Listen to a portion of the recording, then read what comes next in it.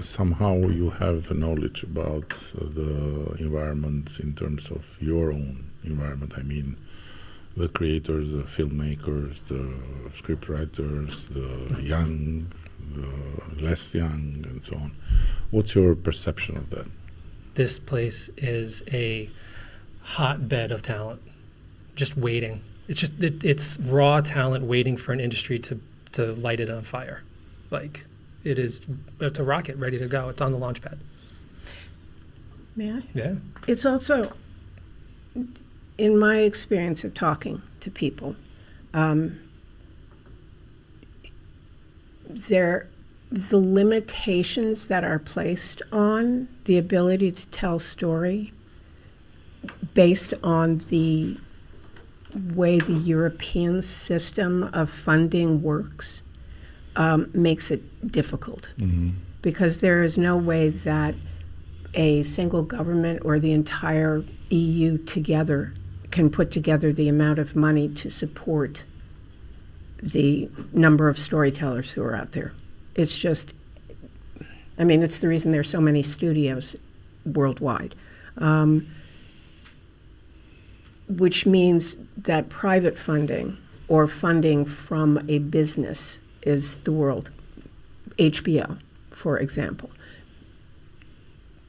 Getting them to come to Albania and read scripts by Albanians and look at footage that Albanian directors have shot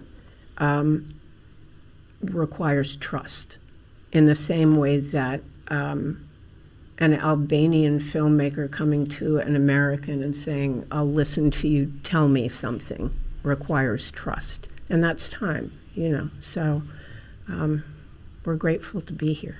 Yeah, very excited. And so let's come to the new chapter, let's say, that I somehow found myself in without even having an idea of your existence. Yeah. So I receive a call and I'm told that there are these two Americans that are, you know, very much willing to push forward a new agenda for the Albanian young talents, but also for them who are in the field and need support. And then we meet together. Yep. Pamela was not in town, and you explained me, and then I realized that for the time being the basic need was a place. Right. And it happens that we are exactly in the moment in time when we have finished the works to restore an old facility where the sound studio of the Kino studio was, plus some other spaces.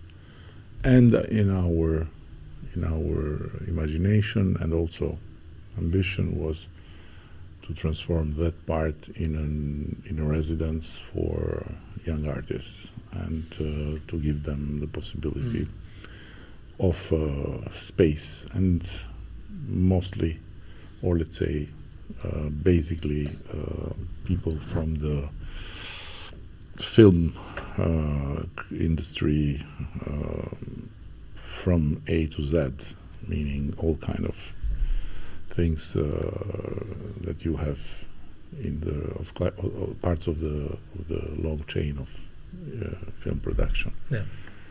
And so I tell you, let me check, because in my understanding might be this crazy coincidence. And they were already preparing to launch the calls for the residents, and so the stars match, and you get it. Which, as Philip said, this can happen only in Albania. The list of Albanian serendipity miracles we have had in the last year is extraordinary. Yeah, it's That's just amazing. one of the things that.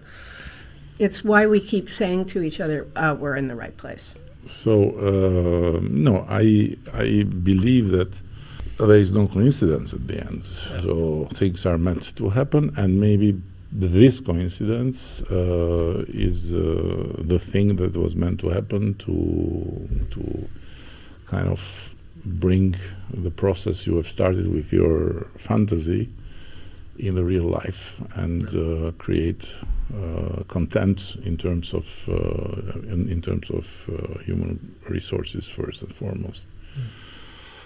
So now you have the spaces and you have started, but you are preparing for a new season, right? Of people coming and engaging and so on. So this is a good platform to talk a bit about it and to tell to young or not so young, but I think, more the time passes, more I'm being very careful to add the not so young to the young.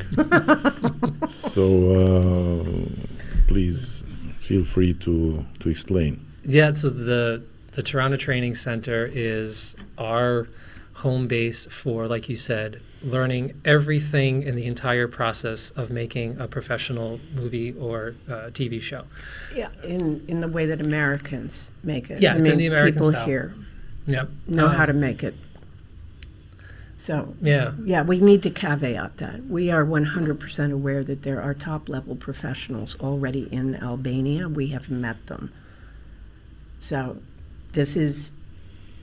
Yeah, so the school is for... I'll come back to this in the way only the Americans know, because I have to tease you about that. But let him explain first. You walked into that one yourself. Let him explain first about the center. Oh, dear. But yeah, it's, as you say, all ages, ages 7 to any, and any experience level. It doesn't just cover acting, writing, producing, and directing, which is what most people think about when they think of film and TV. It's not just the creatives.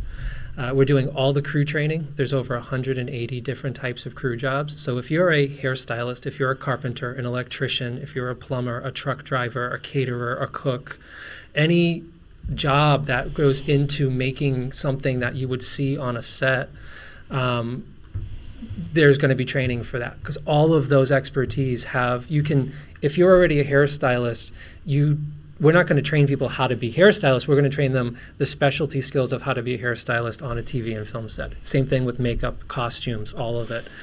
And then there's all the creative stuff: acting, writing, directing, cinematography, producing. But then the other thing that makes it a little different than any other film school I'm aware of is not only are we bringing those two together, called above the line and below the line, but my business background, I started in the industry at HBO. So I worked on 6 Feet Under, Sex and the City, Sopranos, Curb Your Enthusiasm. I was one of the business affairs analysts at HBO in the early 2000s. And that gave me the knowledge of how to do the business side of it. So one of the things I'm most interested in, and the thing that is going to be required if Albania is going to be a long-term hub of this industry, is working with the current business and finance professionals in the country, how to not just, maybe they're real estate investors right now, how do you invest in intellectual property? How do you invest in intangible assets? Why would you invest in movies and TV? What's the business model of that? Where's the money? Where's the return on that? How does the actual finance flow of building that industry happen? That is what makes Hollywood, is that it was the place that started investing privately in the industry, 100 years ago. That is something I'm most curious in meeting, because again, kind of going back to the social thing we talked about at the opening, there's this separation in a lot of people's minds between art and business, and art and career. In our industry, it is hundreds of billions of dollars a year that is spent producing the stuff that we watch. That is a big business. So we need to have a training center where all of these things are happening at the same time, because we want people meeting in the hallways. of the center who otherwise wouldn't connect because one would be at a Chamber of Commerce meeting and the other one would be at an art class, right? We want to bring these worlds together in one place. And not just Albanians. We've got a list now of dozens of American professionals that are ready to come over. You talk about this endless list of Albanian miracles and serendipity that's happened to bring us here.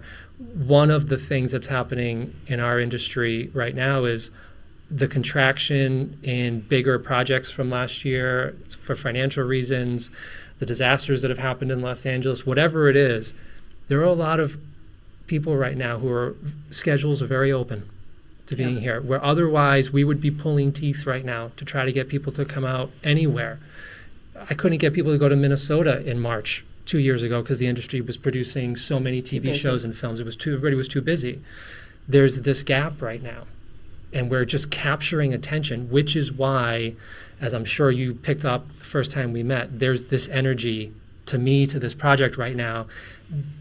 We've got a moment in time here, and I don't want to see that door close just because we're doing things at a normal pace. Things take time. So let's go to Pamela. Yeah. Pamela. Pamela. And,